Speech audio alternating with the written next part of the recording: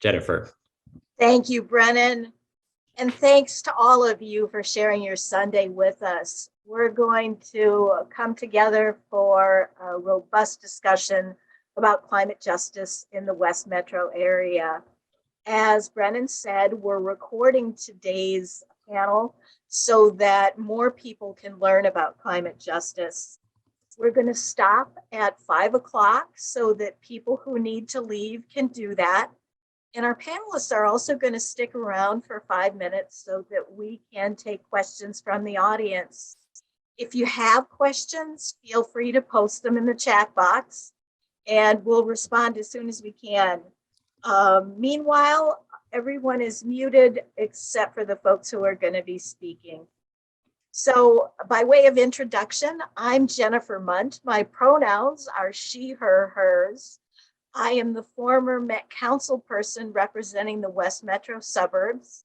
When I served on Met Council, we were the first government agency 10 years ago to talk about racial justice. And it was a recognition that the Met Council, which does buses, flushes, parks, and housing, offers services that touch people's daily lives. And we knew that we needed to engage people of color in having a voice at the table and being able to shape the government investments that they and their communities can benefit from. There's a lot more work that we need to do at Met Council, and there's a lot more work that anybody who's working in government needs to do.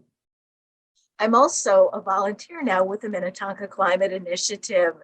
We are a multi-generational group of environmental activists who moved our city council from climate talk to climate action. It started when 3 high school students looked us in the eye and said, we can't bring children into a world that's dying. That was pretty existential for 16-year-olds, but it moved us to get engaged in our community. Since then, our city has gone to solar power. They've created an energy action plan, and they've appointed a sustainability commission that is citizen-led and chaired by Brian Golub from the Minnetonka Climate Initiative.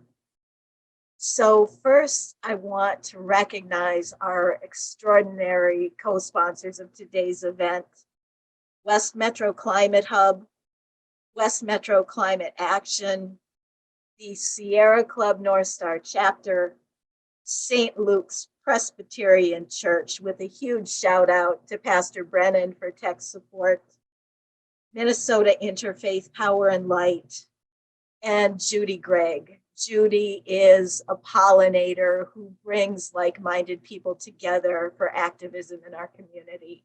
Thank you, Judy, and thank you to all of our co-sponsors. So Judy assembled a powerhouse panel, and there are 5 panelists. I'm going to invite each of you to introduce yourselves to the audience, and we're just going to loop around alphabetically. So Kizzy, you're first. Please introduce yourself. Thank you, Jennifer. My name is, like Jennifer said, my name is Kizzy Coakley. I am a city council in Minnetonka in Ward 4. In addition to being a city council, I'm a resident of Minnetonka and also a business owner in Minnetonka. And so thank you for having me part of this panelist. Thanks, Kizzy. Mike. Good afternoon, everybody. My name is Mike Robertson. My pronouns are he, him, his. And I am the program manager for Twin Cities Habitat for Humanity's owner-occupied repair program, which is called the Brush with Kindness. Some of you may have volunteered on some of our sites over the years. I am also kind of the point person for decarbonization and sustainability efforts, both for restoration work as well as for our new construction work. Happy to be here. Thank you, Mike. Patty, you're next. Hi, I am Patty O'Keefe, she, her pronouns. I am an organizer at the Sierra Club in Minnesota, and a lot of my work is focused on supporting people and holding our utilities accountable to moving away from fossil fuels and creating a just transition to clean energy. Happy to be here. Thanks, Patty. Whitney. Hi, everyone. Good afternoon. My name is Whitney Terrell, and I work from an IPL as an environmental justice program manager.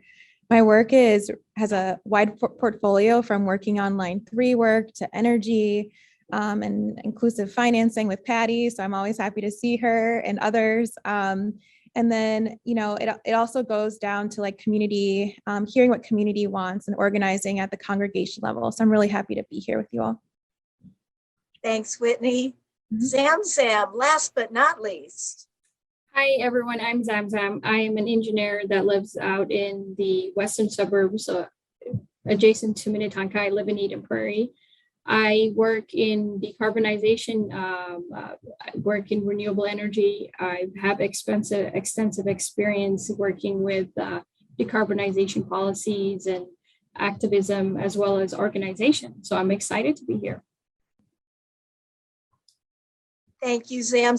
So folks, we have got community generated questions. And our first question is, what does climate justice mean? And why is it important to you personally? Kizzy, I'm going to start with you. Okay. So for me, what does climate justice mean? Climate justice mean for me is really addressing environmental issues in our communities, and also as it relates to people of color. And what does it mean personally to me is really helping people of color understand how important it is to make sure that we have a strong, healthy environment, as well as how it relates to our everyday life.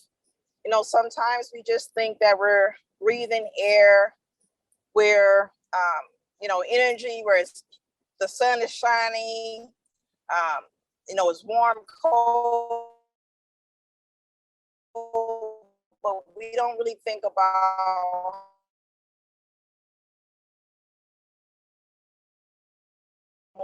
environment. So as I've been a city council for the last couple of years, I've learned more about the environment than I probably have ever in my life. And it's because I'm a city council member. And so that's what it means to me. So I'm just going to pause there. Thank you, Kizzy. Mike, you're up next. Yeah, thanks.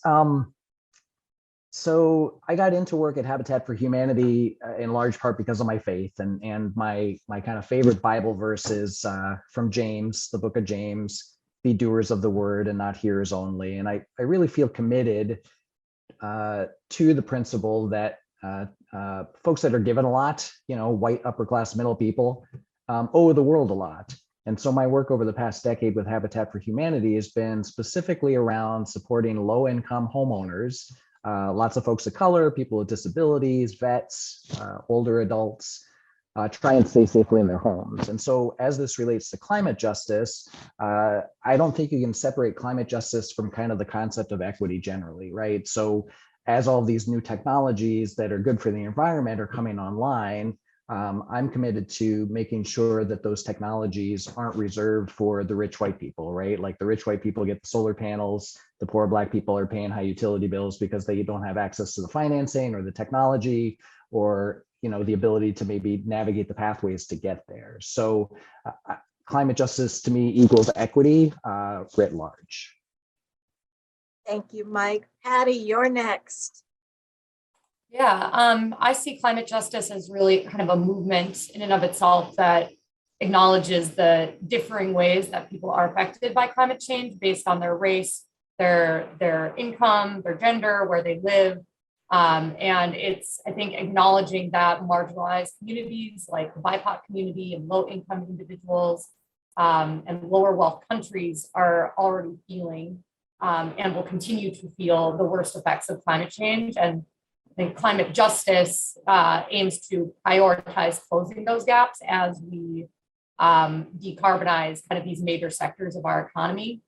And it's important to me personally because I don't see us winning on climate change. I don't see us fixing the problem unless we are also addressing what feels like some of the root issues of the problem, which is that we treat certain people and places and communities as disposable. And so I feel like the fate of myself and my family and my loved ones is really incumbent on us addressing racial justice and redistributing resources and power. Thank you, Patty. Whitney. Yeah, this is a great question. I think of climate justice as deeply connected to environmental justice. I think a lot of times about climate justice is like the plain version, where you're only thinking about the environment and then maybe some, which is important, plus like what it means in terms of achieving a greater change. But sometimes I think climate justice can be used without necessarily automatically applying a racial justice lens. So environmental justice means that to me. And so I'm also hoping that we kind of, when we think about climate justice, that more often we're incorporating the environmental justice perspective around like race as an example. But I live in Hopkins and I serve on the Planning Commission in Hopkins. And one of the things I want to share as West Metro people is to be really careful of this dichotomy of like equity equals a person of color. And I think that's something that has really tripped people up from addressing climate or environment, or in my case, for example, I would say like sustainable and inclusive planning, which also has a connection to what we're talking about. So I'm joining you, for example, today from the Rondo Community Library. So if you know Rondo's history, it's it's important for us to think about climate justice, both in terms of what the law is right now and what we want the law to be. And that's where, like when Mike was talking about his moral convictions, I think that's where sometimes we have a gap and we need the law to better reflect our values. And right now, the law doesn't reflect a lot of the values of climate justice. So I'll stop there. And that's my definition. Thank you, Whitney. And Zam. I have a broader view of when we look at climate justice, and that is looking at it from the lens of the current inequalities that are present in society, as well as the current precursors to why we have, a climate crisis, our overconsumption, our biodiversity, how are we using our land resources, affordable goods and services, are we having, affordable produce to people, affordable housing. So when we look at climate from climate justice, I like to look at it as a full lens of the current socioeconomic problems with the environmental issues that we're having, but saying that when we merge, we're going to look at every aspect to apply a just seal so that we can have, affordable, everybody can be safe, have clean air, have access to clean water, live in equitable housing, that, and as well as be able to get workforce. And so I like to look at it in all that sense, which is what people said, but just rather, I think when we talk about this, we kind of get tunnel visioned into one answer or a few solutions when when there is multifaceted problems that contribute to it. And in order to have climate justice, we have to address all of them. Thank you. Thank you all for your answers there. One of my takeaways is that climate justice is about working intersectionally. We can't put on our tunnel vision. So folks, our second question, we're going to start getting local here. Second question, we know that low wealth communities of color are hardest hit by the impacts of the climate crisis and pollution. What does that look like in our suburbs? I'm going to start with Kizzy.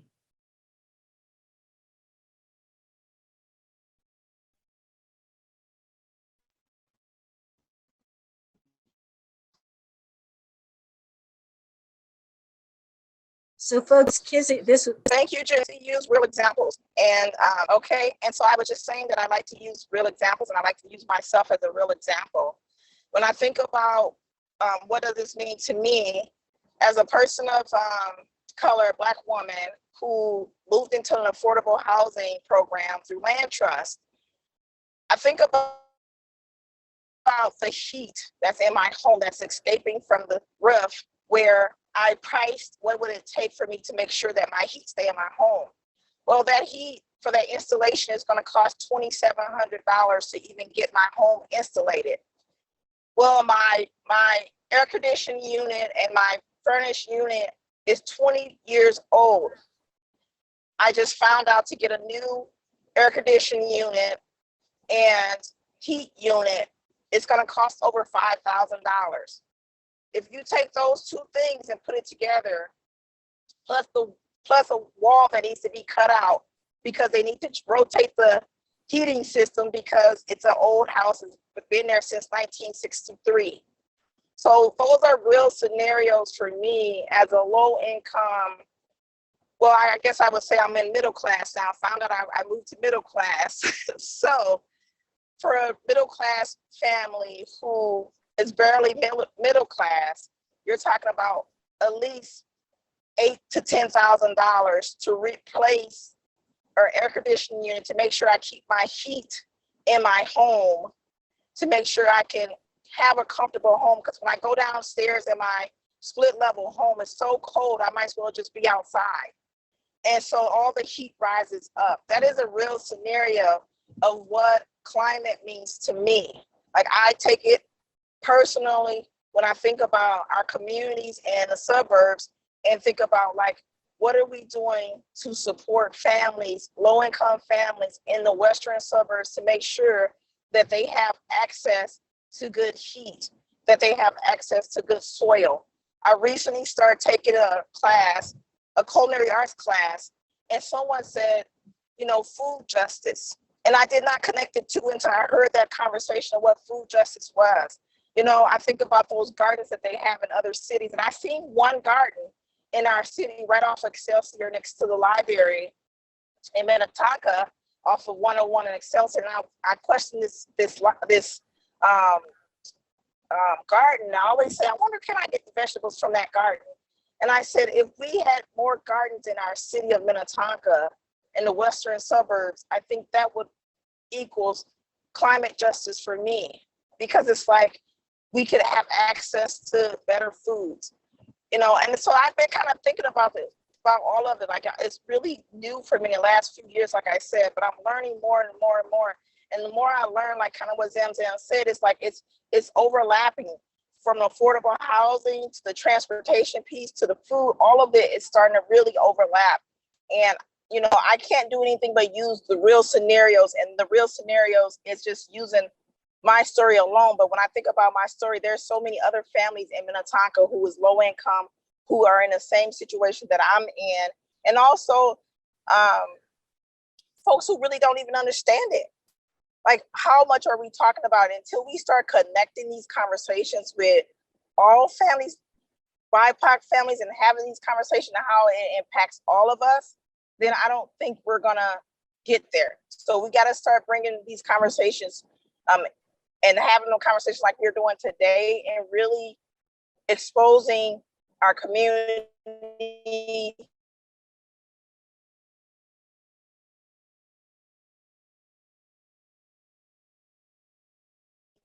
students.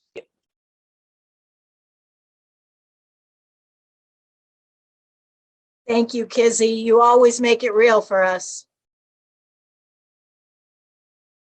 Mike, you're next. Yeah, so, I think anybody following the news recognizes that climate change does literally look different for low-income people. If you look at maps of like where heat islands are and things like that, it's typically the lower income parts of our cities, the Twin Cities, that are going to have issues. And the example that I'll use is tree removal, right? Emerald ash borer. Everybody knows about emerald ash borer. It's killing thousands of trees. And a lot of those trees are on boulevards. And so the cities come and take them down. But a lot of those trees are in people's backyards. And so you take a tree down, not only is it going to cost that homeowner, as Kissy said, several $1,000s, which, a lot of folks may or may not have, but they don't have the resources to replant a tree. And in the wealthier neighborhoods, if the city comes through and takes down all the trees because they're damaged by emerald ash borer, guess what? The residents raise holy hell until the city comes back and replants trees. That doesn't necessarily happen in some of the communities where I wound up working, because people have so much else on their plate that they can't worry about it, right? They're just kind of living day to day in lower income neighborhoods. And so I think climate change, and as a white person, there's only so much I can say about it, but in my experience working with low income and BIPOC communities, it does look quite a bit different. And as Kissy said as well, as the climate continues to change and folks are struggling with ways to make their houses more efficient or make them safer or have better heating systems or take advantage of some of this updated technology, there is an ongoing disparity about the costs and therefore about how the continuing climate change is going to affect lower income people. Thank you, Mike. Patty. Yeah, I agree with everything that's been said. Just low-income people tend to live in older housing stock, which is less efficient, more likely to have toxins like lead and asbestos. And because of that, BIPOC folks have a much higher percentage of exposure to lead and other neurotoxins just from living in their homes. It also means that a lot of times these communities will pay a higher percentage of their income on their energy bills, which is a term called energy burden. So they experience a higher level of energy burden. And for a recent example, Winter Storm Uri that happened in Texas last year, which was a very wild, weird weather event, no doubt connected to climate change, caused breakdowns in the energy system, primarily gas, but also across the energy system. And because of that, now in Minnesota, we are having an extreme gas spike on our gas bills. And who is affected most by that? Low-income folks, communities of color, people who are already burdened by our energy system and its effect. Thank you, Patty. Whitney, you're up next. Yeah, I had the opportunity to pull up Minnetonka's numbers on your population. And so I think the question is focusing on communities of color, but I also just wanted to make sure we're all operating under the same definition of what is kind of called out by the question in terms of disparities. And so in Minnetonka, actually in 2019, 3.5% of your community is who are white people who are experiencing poverty, and that's about 1,500 people. And when you look at the African American or Black community, that's about 339 people. So 339 Black people and 1,500 white people are experiencing poverty in your community in 2019. So I just want to make sure that we're operating with the same understanding that Black people are not the majority of the people experiencing poverty, but Black people are carrying a disproportionate burden of the poverty. So ideally, the numbers would be around the same. 3.5 of Black people, 3.5 of white people as an example, but Black people are at 12.3% in your community. So what that means is there's some historical inequity or something else.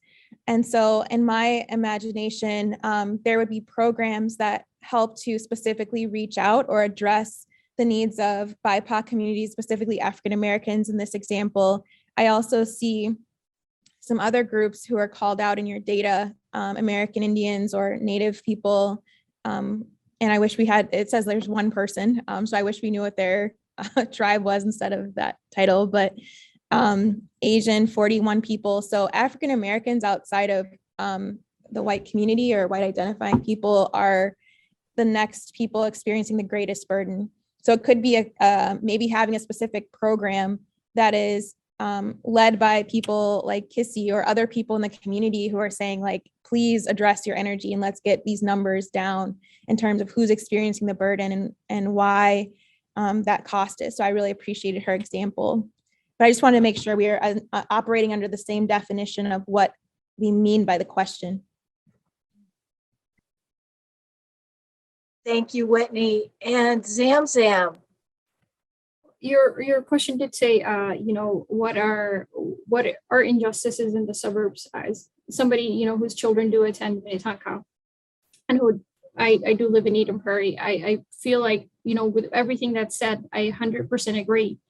And also just want to add that great climate injustice that I observe in Eden Prairie is that the low-income housing that's based in the few low-income housing that we do have in Eden Prairie have inadequate cooling and heating. When you visit the housing bay for last summers, our temperatures were higher and getting higher averages. And you have one cooling unit. If you were to visit in those housing, one cooling unit that's a small cooling unit that has a capacity to cool maybe 200 square feet in the major living room. So the rooms, usually the ones that I visited have 2 rooms in them, and they're a townhouse. And so you have when it's 100 degrees outside, it's hotter inside. And so you have people being outside. So why are we injustice is building inadequate housing, calling, low income housing, and seniors do tend to live there. So, and, in that marginalized community that's composed of seniors, people of color, white people, that they have inadequate housing that's not going to provide cooling in the summer or enough heating support in the winter. So that's a climate injustice that I have observed. Another one is the runoffs. We last summer was a hot summer, but people's lawns were greener and greener. So people are putting all kinds of nitrates and to get their lawns greener and greener. And that runoff, that little lakes we have that are shared, there was a stench coming from it because of eutrophication, all the toxicity that come into there. So we weren't able to enjoy the shared spaces. And another point is we have spaces enough for us to have, like what Kissy said, food forests that remove the burden from people. We cities have the power to put in food forests that people can cultivate as a hobby, and marginalized communities can enjoy and offset the burden, the costs, because as climate change affects people, food prices are going up for natural foods, and your McDonald's and the other stuff that's not healthy or good, or humans shouldn't operate on eating that food. If we intervene, that food remains, at a much affordable rate than your cucumbers or tomatoes or things like that. So I just wanted to add that. Thank you. Thank you all for your answers. My takeaways from that second question are first of all, how Whitney helped us frame this. We have got marginalized communities in Minnetonka where it's low wealth white folks. And whether we're talking about clean energy or healthy food, we need to figure out ways that it can be an affordable choice for everyone. So folks, moving on, our third question, if you could reverse one thing we've done wrong for the environment in Hennepin County, what would it be? Kizzy, I'm going to start with you. If you could reverse one thing, what would it be? If I could reverse one thing, I think it would be the pollution. I feel like there's a lot of pollution in the air. And the reason why I think about the pollution, I think about children, especially children in lower income communities, neighborhoods. I always use my nephew as an example because he had asthma and he had really severe asthma. My brother and my nephew both have asthma, and I just wonder why was their asthma so severe where they had to take steroids. And I just remember them being hospitalized quite a few times. And then when I start to think about why do they have asthma, I start thinking about, like, as I start to learn more about air pollution and how it impacts folks' health and where we live. Like we lived in lower income neighborhoods. I mean, like I'm from St. Louis, Missouri, and we lived in Illinois. We lived in East St. Louis, Illinois. My brother did. He was born in Minnesota, but we moved to East St. Louis. And East St. Louis is a very low income, like poverty stricken city. I mean, it just is. And then, when we moved to Minnesota, we moved into North Minneapolis. And I think about we had the recycle place in North Minneapolis where they had to shut down because of the I think it's fossil fuels and all of the pollution that it was coming from the factory that they were recycling these parts, and it just put out a lot of unhealthy air. And so I think about the air control, like our air quality, like that would be the first thing that I would do, because I think it would help a lot of children and adults. But I think about the children, like I just remember those days where they couldn't breathe, or either they had to pass I remember this, this is happening like now, like they would share inhalers from a child to an adult. And recently, even during COVID, they still was sharing inhalers. I had my daughter and my sister and folks calling around talking about, do you have an inhaler at your house? I'm like, why don't you guys have inhalers still to this day? That broke my heart. A grown man, which my brother is 30-some years old, and my nephew now, he's I think 18 or 19, they're still passing pumps that they passed when they were 10 years ago. And so that is what I would change, air quality. So that's what I would change. Thank you, Kizzy. Mike. Could you just repeat the question? Are you looking for what I would change specific to environmental issues? Yeah, so here's the question. If you could reverse one thing that we've done wrong for the environment in Hennepin County, what would it be? And Mike, it doesn't necessarily mean something that the Hennepin County Board has done to us. It just means geographically Hennepin County. Got it. There are so many, so many things I think we all wish we'd done differently looking back a generation, right? I think, one that pops to mind is suburbs were primarily designed around automobiles, right? Which has affected, as you know, from your work with the Met Council, the way all of our infrastructure looks. And therefore, we have all of these cars running around with tailpipe emissions, right? So adding, as Kissy said, to air quality pollution and things like that. So I think that there are certain communities that are trying to change some of that. And I also know that the Met Council is involved with trying to expand transit opportunities to get folks away from a reliance on cars. But the reality is that, the cat's kind of out of the bag at this point, and it's not going back in the bag. And so when I think about that, when I think about the large sources of pollution and the things that are crushing our environment, automobiles,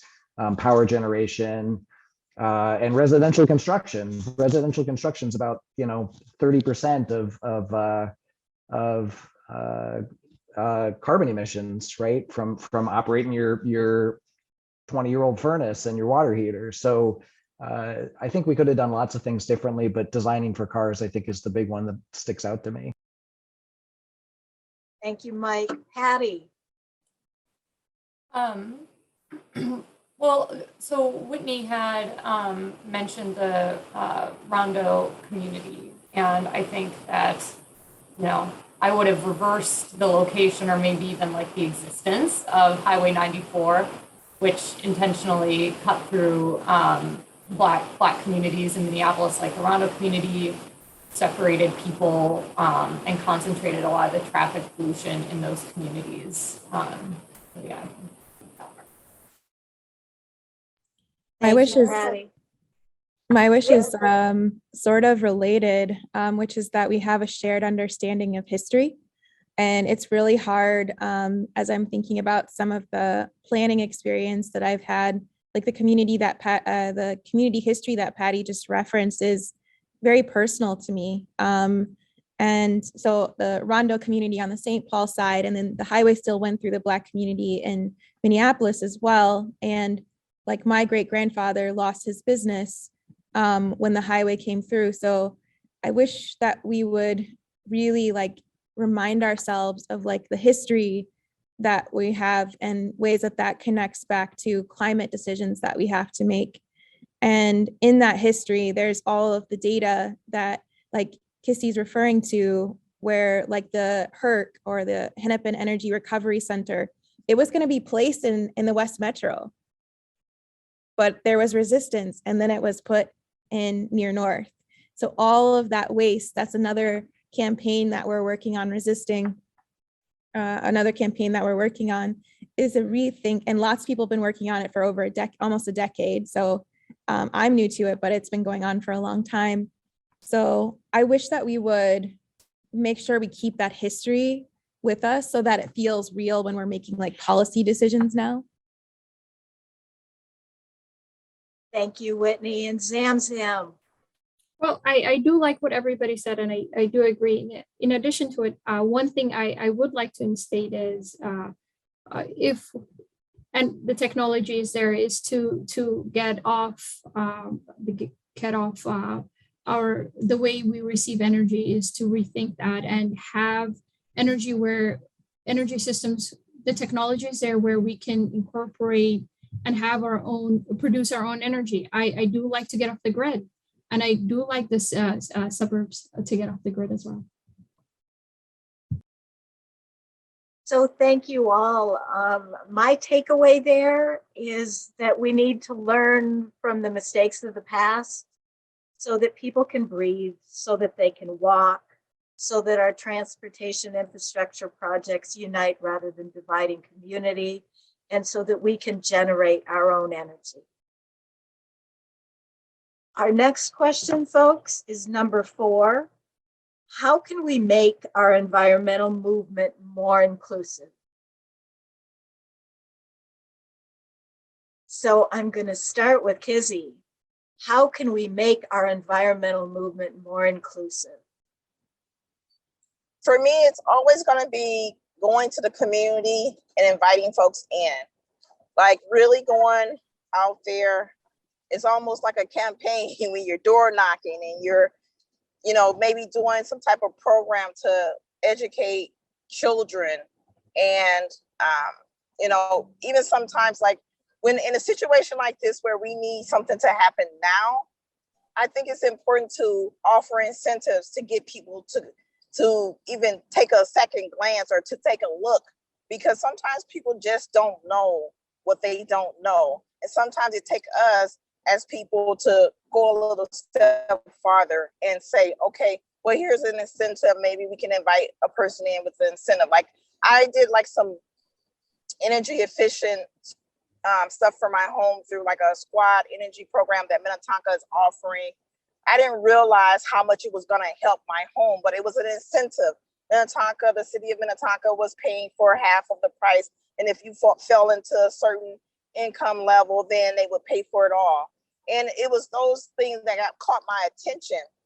It wasn't the fact that I knew about it. It was the idea that it caught my attention, and they were able to come out and, do the weather stripping and put the plastic up and change the light bulbs, those type of things.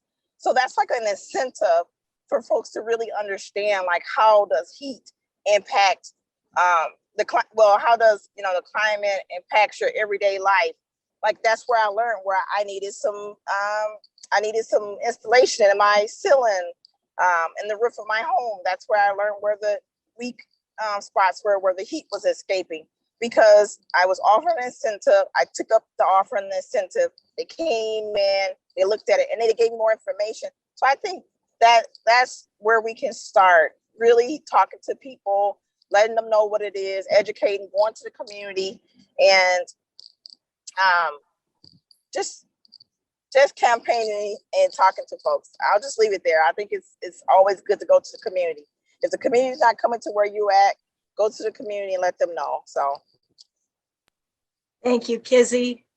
Mike, Yeah, I agree with that approach. I think that uh, a lot of times there's like this we know better than anybody in community approach to implementing any policy change or important change. And I think that engaging in community, taking the time to help folks understand the importance of what we're talking about and how it can directly impact them, like Kissy bringing it back to the personal every time, I think makes a difference. When we are going out and assessing projects for my program, we're looking at what the homeowner has reported to us as an issue that they need help with. It could be like exterior painting, for instance, but we also use it as a door opening opportunity to talk to them about how their house works, how it functions, kind of, looking at all of their systems to see if there are other options available. And, in the Twin Cities Metro, there are some resources available, and making sure that everybody knows about them, because I think that folks feel like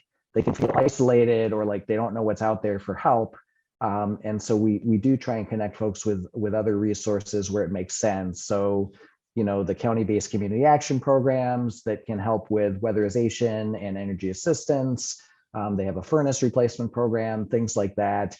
There's a couple organizations in the Twin Cities that do, pretty affordable lending for folks that are interested in doing energy related improvements on their home, insulation and more energy efficient appliances and things like that. So the resources are there, but connecting the resources with community in a meaningful way and meeting folks where they are at, instead of expecting them to, hunt and peck on the internet until they happen to find the right connection.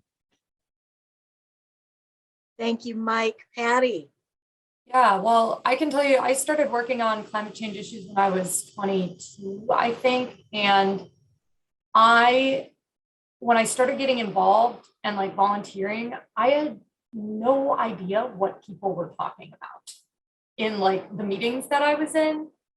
We're using very technological, wonky terms. And for a long time, I felt like I didn't belong there because I didn't have that technical knowledge and felt like I just felt really, uncomfortable and felt like I had to learn everything, or that I wasn't going to be able to be a contributor to the movement.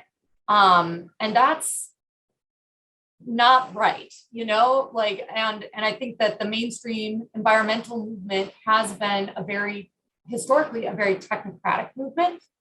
And so I think that is something that needs to change. We need to meet people where they're at and talk about these issues through a lens of how it affects everyday people with everyday terms. So that's one thing. And then I think also like building real relationships with community members and with partners who care about equity and justice, and listening to them and what they want and what they're working on, and then being accountable to them. At Sierra Club, we have a base of supporters that skews older and skews whiter. So we've been trying to do more education with our base and have more opportunities for people to learn how these issues are connected, and trying to redistribute some of our resources that we have as a big green to support the work of communities that are fighting for climate justice. Thanks, Patty. Whitney.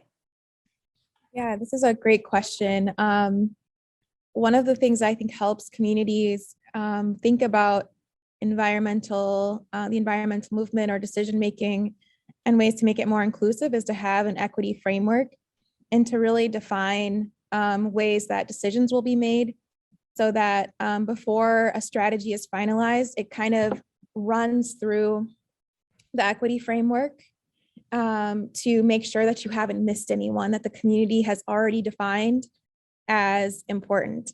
And so even when, let's say, like the planning staff for the city of Minnetonka has stepped away from talking to community engagement, there's some level of trust or accountability that those decisions will run through this framework that will make sure that people with disabilities, people of color, people who are underrepresented, when I look at your city's data, are able to make sure that their voices are overrepresented, for example, in the community engagement, or that they haven't been missed. So I would say planning for it through an equity framework. That's just me. Thanks, Whitney. And Sam. For me, for the what have worked for me in which I've been working on environmental justice issues, not out of want but out of necessity, since I've been 16, because I've been our community where I am from in California has experienced extensive fires, and in that extent, at those times, the people who were the wealthy could rebuild, and the other people would have to find housing somewhere else, which would take away from which would uproot a community. So when it comes to environmental justice and climate conversations, I think of it as cohesively as come in together to have that conversation. For a while, the conversation is that where the more educated, more upper echelons, white people, they talk about climate justice, and it's something that they fight for.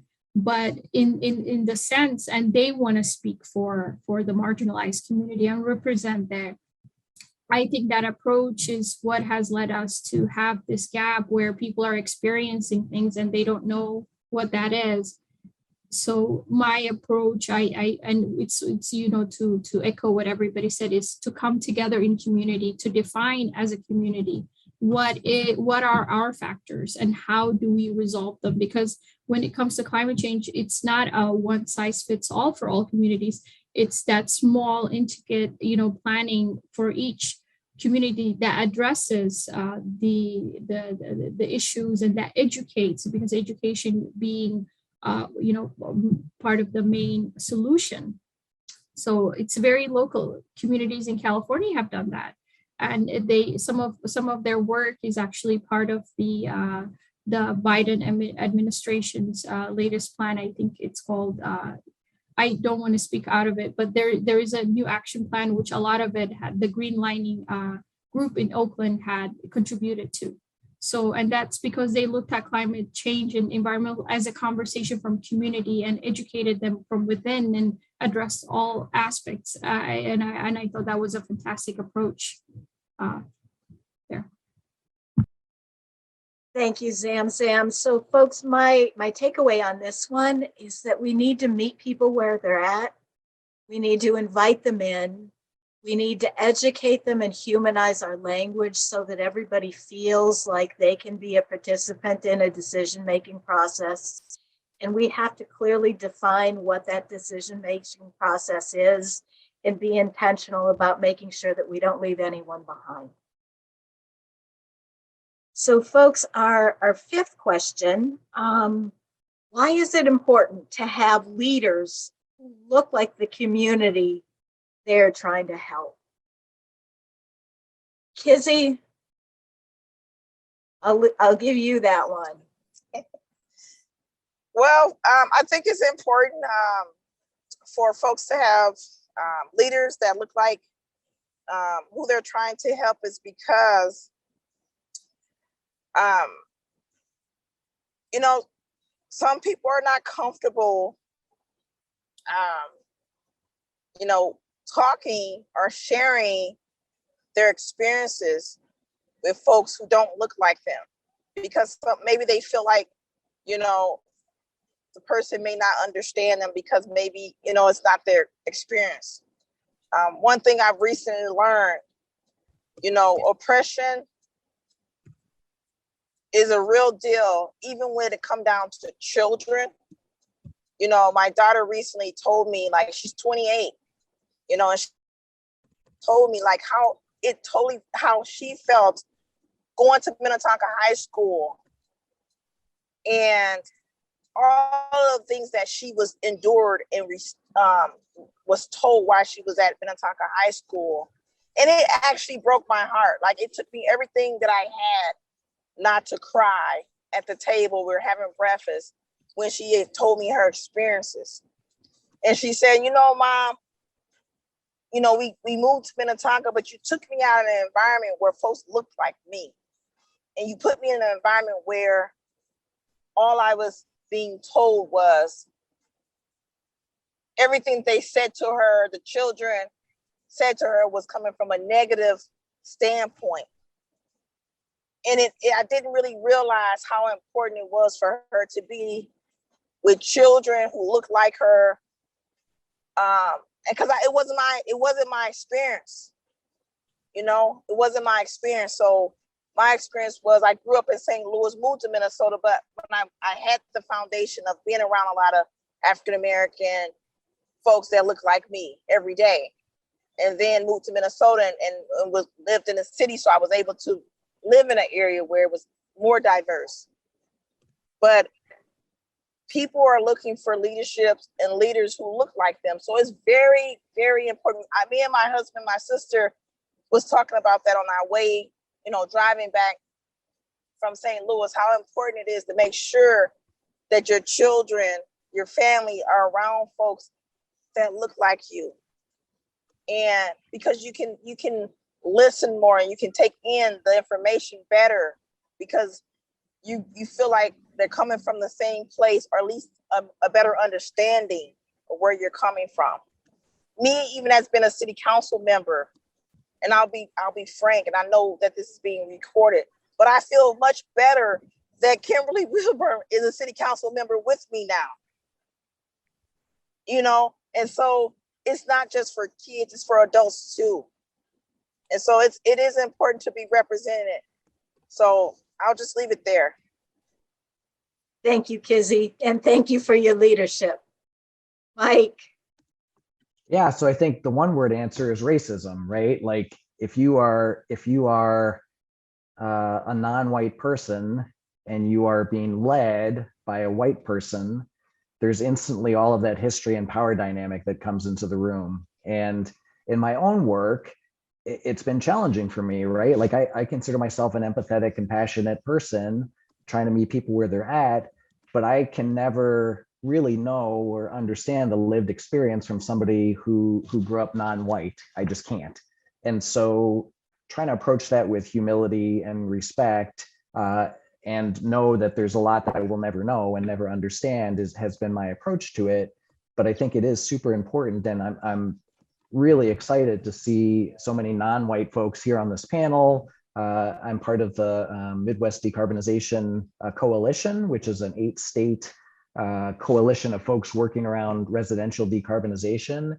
And there are a lot of non-white people involved with that work. And it's heartening because I think we don't get to good community-based solutions unless everybody's at the table, and also unless the leaders of those movements are diverse, racially diverse, economically diverse. You know, so yeah, that's where I'll leave that. Thank you, Mike. Patty. I just Kizzy and Mike made the points I was going to make. Thanks, Patty. Whitney. Yeah, I think there's an element of trust that is maybe sort of given. But I think more importantly, like trust is usually earned. But there's a difference in linear versus circular relationships. And what I mean by that is by linear, it's more transactional.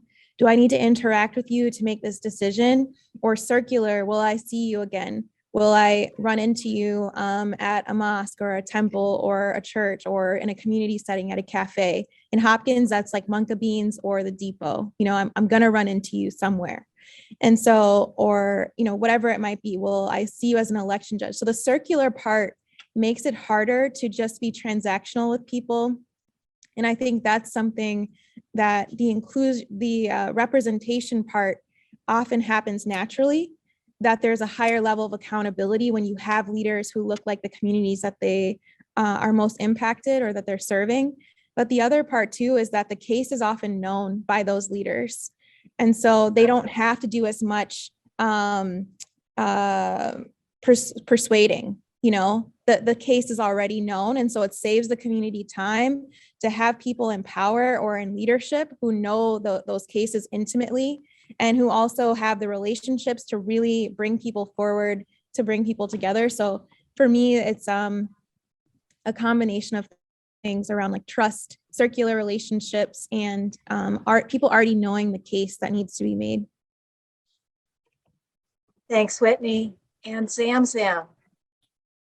Well, I want to look at the other part. Yes, we do want to have people that represent us in a position of leadership, but I think the problem we have when it comes to climate justice and, we're in this field and environmental justice is that there isn't space made for people of color to come and uptake that. They're asked to prove their ability to do so. They're asked to go through hoops, and sometimes their credibility is questioned in public. So for me, it's kind of a reversal question: is how do we make space for people of color to occupy this space? Because that is much needed. I wanted to talk at my kids' school in Minnetonka about, a couple of years ago and talk about Earth Day and have a program and talk about climate change. And I was asked to prove that that I'm actually knowledgeable to talk about it. And I was like, okay, I submitted a resume. And then I was asked to prove other works I've done with the youth. And I've noticed that, in talking to some of the parents, that I was going through hoops to try to show that I'm a qualified person. And so it's a reversal. How do we make space for people who are non-white to occupy this space, to show their expertise, their perspective, and develop and bring about community together. So.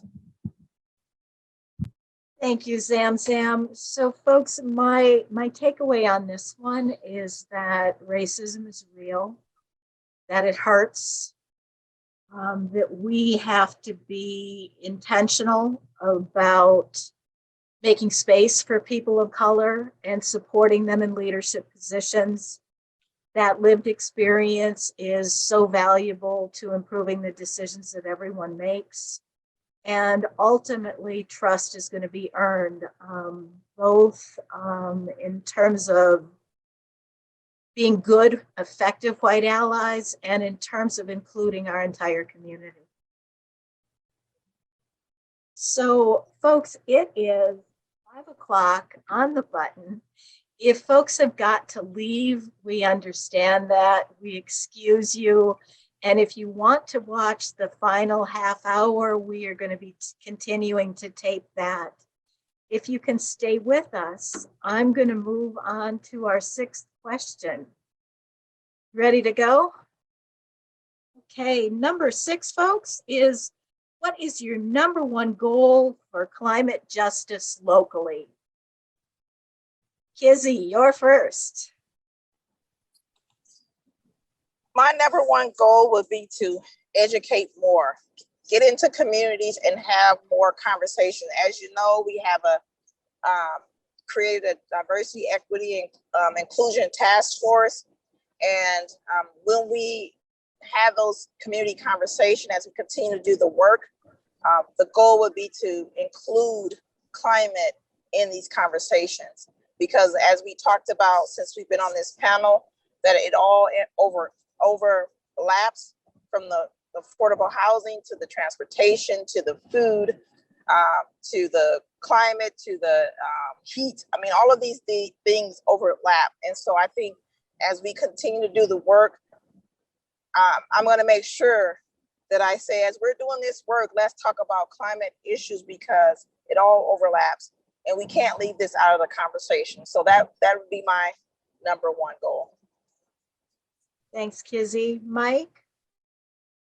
Yeah, so I've been thinking about legacy. I'm 53. I've been at Habitat for a dozen years, probably going to retire in another dozen. And so I've been thinking about ways to make systemic change. And Habitat builds a bunch of new affordable housing units and remodels housing units, every single year. And so I feel like I've got the opportunity to move the needle by getting us to build smarter and moving our organization towards decarbonization. It's a little bit of a technocratic approach, but I think it does have meaningful implications for lower income homeowners who we are serving. You know, we're specifically going after first time home buyers who are trying to get into affordable housing. And then on the other end, we're trying to keep people in their homes safely and affordably. And I think moving our building practices, our technical building practices, which are going to include cold climate air source heat pumps for heating, air source heat pump water heaters, air source heat pump clothes dryers, and really seeing if we can get to a place where we are cutting the gas pipe from these houses. And so I'm kind of laying the groundwork now and having conversations to see if we can start moving in that direction. And so that's my goal. Thank you, Mike. Patty. Yeah, so yeah, I mean, we are going to have to like decarbonize our buildings and our homes in the next decade, really. And also making our homes energy efficient it all costs lots of money, right? That folks don't have. And so I'm actually working right now with a coalition of communities and organizations that are pushing for kind of a Minneapolis Green New Deal. It's not going to be called that, but it's the idea is to do something similar that was done in Portland, where they taxed their biggest businesses and created a fund that was about $50 million annually that they use for decarbonization and environmental justice. And we are trying to do something similar like that in Minneapolis, because I think a big part of like how do we like concentrate these investments with impacted communities is going to be, well, one, we have to be able to have the money to do that, so we can make those investments. So I'm really excited about that campaign. Thanks, Patty. Next, Whitney.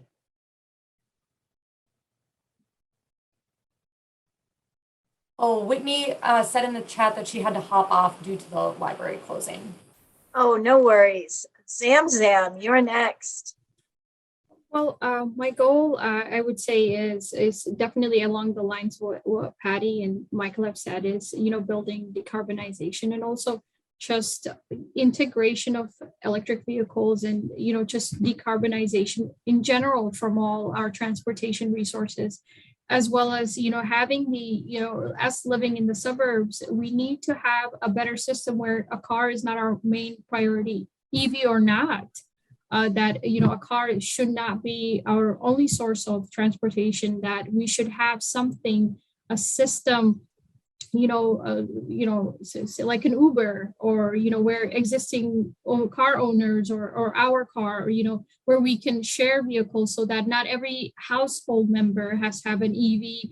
Because yes, we are decarbonization, but if we're still buying more and more stuff, there is still more and more carbon that's going to be produced, period, whether it is an EV that's being manufactured. Yes, EV vehicle, you know, over long term, obviously has zero carbon, but still, so to reduce our consumed goods, you know, so that we don't rely a lot on manufactured goods. So that's the goal, is that cutting down our consumption along with our footprint, not replacing like for like, but planning better. Thank you, Zam. So I hope all of you achieve your goals. So I'm looking at a better future if we empower people with more education, if we decarbonize housing, if we look at a business tax to advance clean energy, and if we give people transportation choices, including more opportunities to walk and use electric vehicles. So folks, our next question is coming from community. Question is, clean energy, like solar power and electric vehicles, can be expensive. So how can government make those choices more affordable for everyone? How can we make clean energy more affordable for everyone? Kizzy, you're first. Well, I think that tax breaks would be a good example of making it more affordable for everyone, especially depending on your income. I know it's said for everyone, but I know the government, it's difficult for the government to give all tax breaks to everyone, even though they seem to give more tax break to the 1%. But I feel like if we can give tax breaks to folks, then that would be helpful. And a significant tax break, not just a small tax break, something that where you can see a big difference. So. Thanks, Kizzy. Mike. Yeah, the thing about policy is that it always kind of needs to have a carrot and a stick, it seems like, to be effective. And so I've been having some conversations with utility companies that are providing incentives for helping builders and residents incorporate these new technologies. So there's the incentive there. Having the utility company provide it feels a little bit like the fox in the hen house, honestly, but that's one aspect of it that's happening. And I think we have to recognize and incorporate the value of the climate and the environment through some kind of taxing system that makes sense, right? Like, I can't hear you anymore, Mike. Yeah, I'm alone, but yeah, Mike, we lost your audio there. Can you repeat? Earbuds may have died.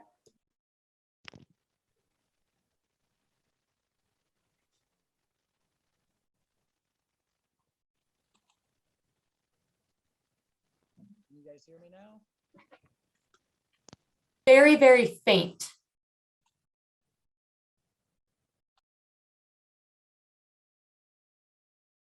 Mike, we'll let you get your audio in shape and we'll loop back with the next question, okay? Yeah, Oh, you're better now. good. I think my earbuds just died. We almost made it through a Zoom meeting without a technical hiccup. I apologize. No worries. Can you repeat your answer? How do we Yeah. make clean energy more affordable?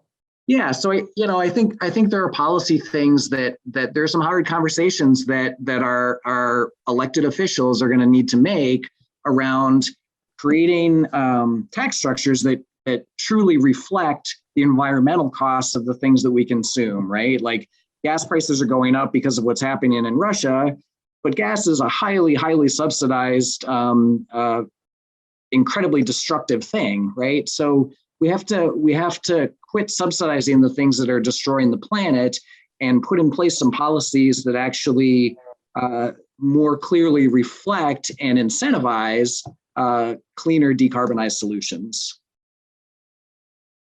So before I go to Patty, Katherine Johnson just said, regarding incentives, we've got none. All the incentives were for gas and we have no gas. Patty, can you comment on that at all? Incentives for things other than gas? Yeah, I think that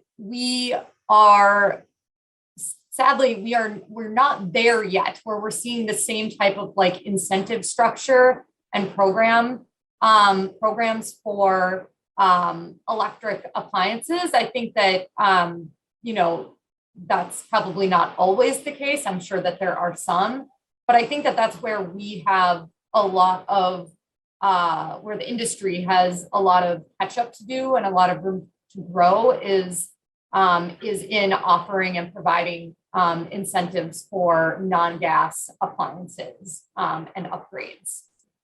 Yeah, I need to replace my furnace in the next year, and I am hoping that that there are more incentives by the time I'm going to replace it, because I want to get a heat pump and I want to get an electric water heater when I have one, and really would appreciate more support with that. I think everyone else would too. So yeah, I agree with what people are saying, and that I think that the government really just has to make a choice that they're going to prioritize this and really see it as a top priority. And that means providing more funding. It means subsidizing more payments, creating programs that provide like matching funds for individuals and businesses that are making themselves more efficient and clean, creating low interest or no interest loan programs, tax incentives. It has to be a suite of things that are really going to ramp up our transition. And folks, I see Carol saying that she joined a solar garden through SunShare, and that was no cost to her. So how do we also make solar more accessible for folks? I'm going to kick it to Zam. Well, how do we make solar more accessible to people is, we need policies that encourage that. We have, I've been involved with CEF, Cooperative Energy Features, and their solar garden program is not only is it affordable, but over time, you're actually paying a lot less than you would with utilities, and they can get up and running those programs. And they have partnership with all the cities, City of Eden Prairie, Edina, Minneapolis. And, and I someone who believes in that program, I don't believe in the concept that renewables are expensive. I believe climate change is expensive. So when you put heavy tax on carbon producing entities, suddenly you will have oil and gas be more expensive than renewables. So that solves your issue. They need to pay their fair share for climate change, yes. Zam, I love your messaging. Climate change is expensive. We may need to make clean energy affordable. So folks, the next question from community is, how do you like to experience the outdoors? And to put an equity lens on that, can everybody experience the outdoors the way you enjoy doing that? I'm going to start with Kizzy. And Kizzy, I know that you have been taking tours with People for Parks. How's that going? That was going to be my answer. Really just going to parks. I enjoy, especially lately in Minnetonka, I've been learning more about the parks that's in Minnetonka and the trails. I probably wouldn't have had the chance to really learn as much as I've been learning about the parks, because you have to be intentional about going to the parks. And sometimes you just get so busy with your life, you don't even think about all the different amenities that we have in our parks and the trail system.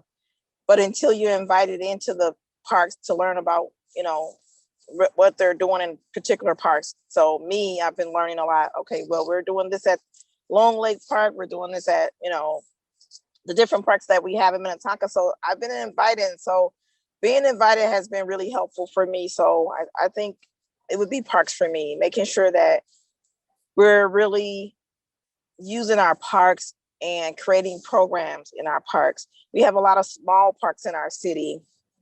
And when you go to those parks, you don't really see a lot of folks using them.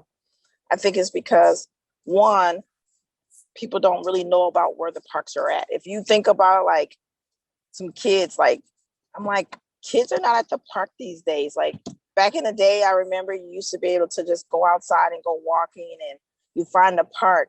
But it seems like nowadays kids are not using the parks like they used to. And so I would really like to see more kids using our park, especially in Minnetonka. And so I did talk to our park board director to create programs, that free programs at that, not just programs where kids have to pay and it's expensive, free programs to invite them out, and maybe some type of environmental class or something within our parks. I think that'll get us all out to the parks more.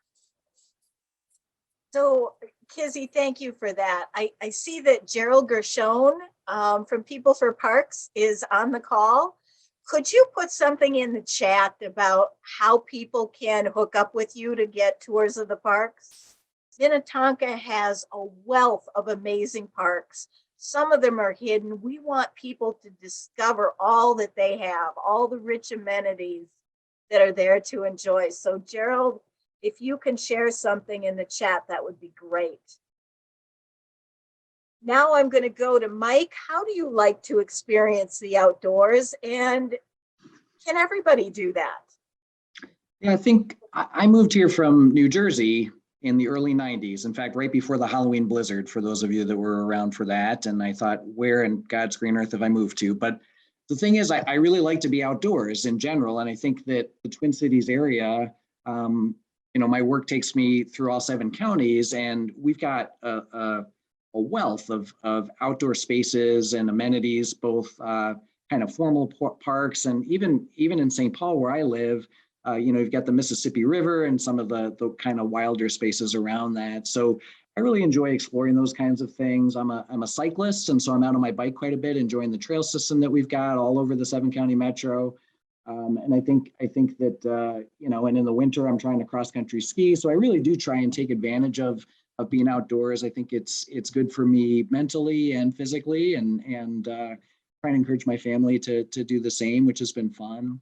I can't really speak to getting other folks out there. I think what Kissy said about inviting people makes a lot of sense. Folks that might not have a go-to or a lens about going and finding a park or a space, but I definitely see that there are benefits for myself, and I would imagine for any person, no matter the color of their skin or where they come from, in enjoying those spaces as a break. I think especially now, 2 years into the pandemic, as kind of a mental health break to get outside and enjoy nature.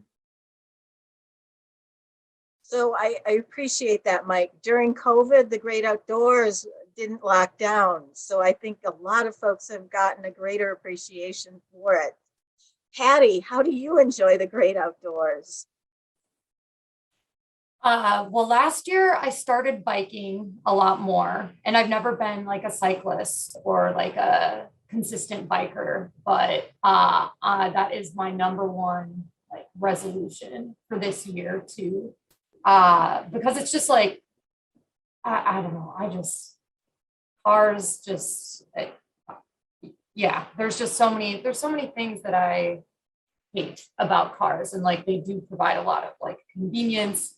But I hate that it's just become normalized to see memorials of people who have been hit by cars on the side of the road, or normalized to just see animals run over in the street. And it's just been on my heart a lot lately that I just want to try and get away from that. And obviously there's the climate impact too. I think that, so I live in South Minneapolis.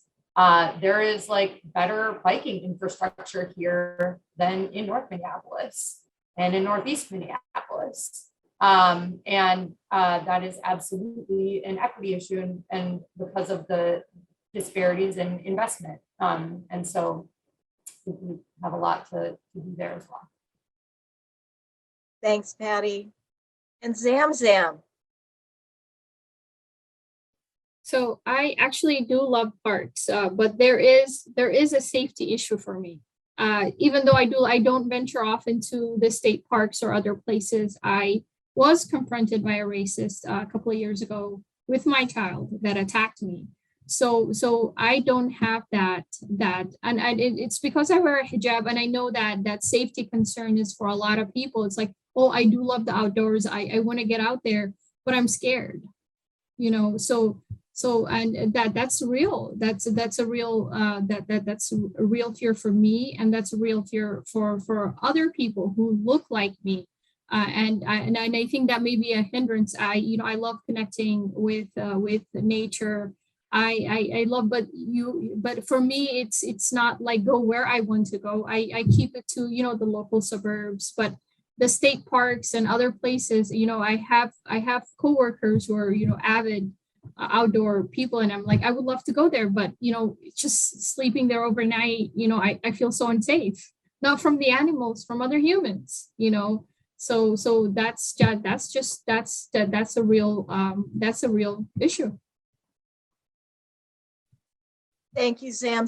So folks, my takeaway on this one is that you all are connected in one way or another with outdoors. And perhaps a good step for us would be to invite somebody to come with us when we do that. so that they feel welcome, so that they feel safe. So our final question, folks, is, do you ever feel overwhelmed by environmental problems? And if so, how do you keep going? There's something that they call organizer fatigue. When you feel overwhelmed, how do you keep going? Kizzy. I do, being a city council member, and just organizing and being part of all of the work that we need in our city and that we're doing in our city. It's overwhelming. Like, I'm overwhelmed all the time, actually. But how do I keep going? So as you see them driving in the car, I'm driving back from home. I'm from St. Louis. And I go there because it feels like there's a pick-me-up there. Like, when I go home, I think about where I came from and where I'm at now. Like, it helps me really think about just my experiences as a child and now as an adult. And I just go home and be around family and reflect. And then I come back, like I'm driving back. I went home for a few days and then I just come back and I start all over again. And I travel probably every 3 to 4 months, because if I don't know how I can keep going, and then in addition, I go into community, where folks are doing the same work. And when you talk to someone who's doing the same work, you kind of strengthen each other. Like, being in a community with folks who's doing the work, they help strengthen you as well. So that's kind of what I do. So Kizzy, I'm glad you could recharge. I'm committed to helping to put some wind in your sails. And a shout out to your husband, Corey, for doing the safe driving so you can fully participate with us. Thank you, Jennifer. Absolutely. So Mike, how do you recharge? Yeah, I think there's so much need in the world, as everybody knows, and I think my faith helps keep me grounded. Just knowing that that this is kind of what I'm called to do. But I think on a day-to-day basis, you do need to find things that kind of fill you. And so, I've been doing kind of the one starfish at a time thing for a long time with low-income homeowners, trying to stabilize their situations and think of creative ways to find funding to do that. And it's super important work.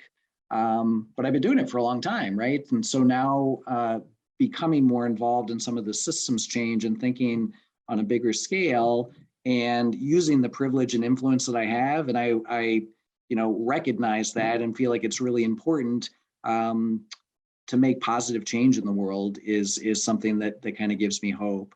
And when I want to recharge, to be honest, I jump on my bike and I don't have to think about anything.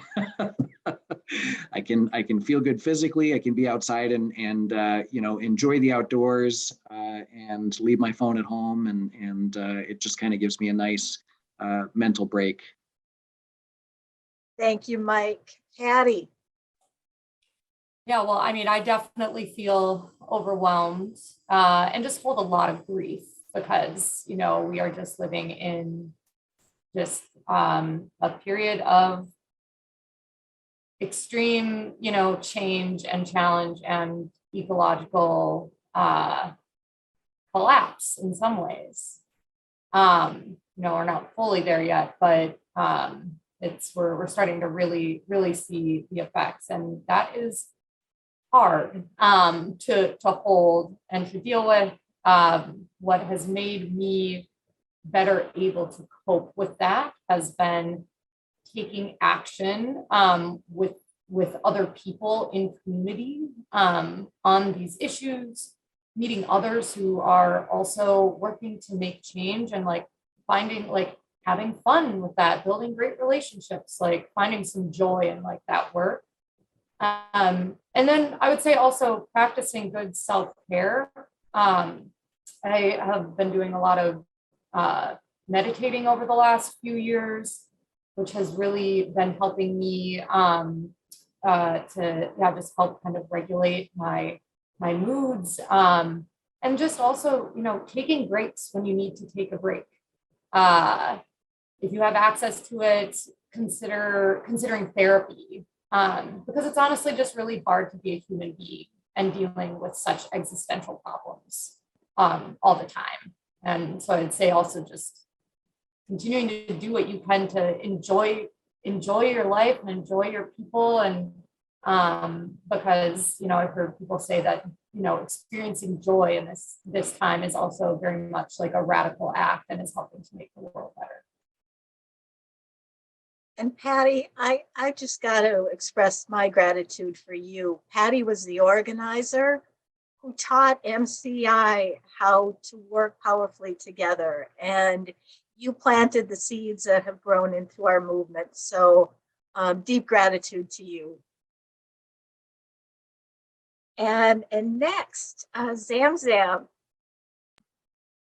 I think all the ways that were shared, just, you know, my faith, you know, self-care, and balancing, you know, knowing when and where you can put, because sometimes we overextend ourselves and, you know, we have no ground to stand on.